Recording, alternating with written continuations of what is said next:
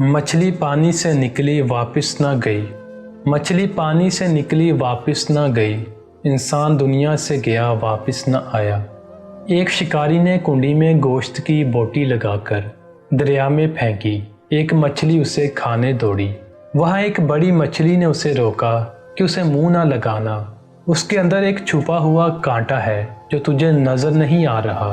बोटी खाते ही वो कांटा तेरे हलक में चुभ जाएगा, जो 1000 कोशिशों के बावजूद भी नहीं निकलेगा। तेरे तड़पने से बाहर बैठे शिकारी को उस बारीक डोरी से खबर हो जाएगी। तू तड़पेगी, वो खुश होगा। उस बारीक डोर के जरिए तुझे बाहर निकालेगा, छुरी से तेरे टुकड़े करेगा, मिर्च मसाला लगाकर आग पर उबलते तेल में तुझे पकाएगा। 10-10 उंगलियों वाले इंसान 32-32 दांतों से चबा चबा कर तुझे खाएंगे। ये तेरा अंजाम होगा। बड़ी मछली ये कहकर चली गई। छोटी मछली ने दरिया में रिसर्च शुरू कर दी। ना शिकारी, ना आग, ना खोलता तेल, ना मिर्च मसाला, ना 10-10 उंगलियों और 32-32 दांतों वाले इंसान, कुछ भी नहीं था।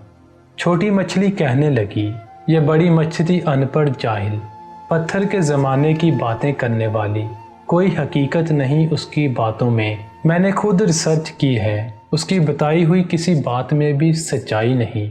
मेरा ज़ाती मुशाहिदा है, वो ऐसे ही सुनी सुनाई नाम निहाद गैब की बातों पर यकीन किए बैठी है।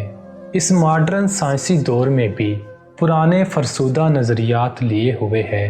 चनाचे उसने अपनी ज़ाती मुशाहदे की बुनियाद पर बोटी को मुंह डाला, कांटा चुभा, मछली तड़पी। शिकारी ने डोर खींचकर बाहर निकाला। आगे बड़ी मछली के बताए हुए सारे हालात सामने आ गए। तो प्यारे भाइयों, अंबिया अलैहिस्सलाम ने इंसानों को मौत का कांटा चुभने के बाद पेश आने वाले गैब के सारे हालात व वाक़यात बातफसील से बता दिए हैं। बड़ी मछली की तरह के अक्लमंद इंसानों ने अंबिया अलैहिस्सलाम की बातों को मानकर ज़िंदगी गुजारनी शुरू कर दी। छोटी मछली वाले नज़रियात रखने वाले अंबिया का रास्ता छोड़कर अपनी ज़ाहरी रिसर्च के रास्ता पर चल रहे हैं।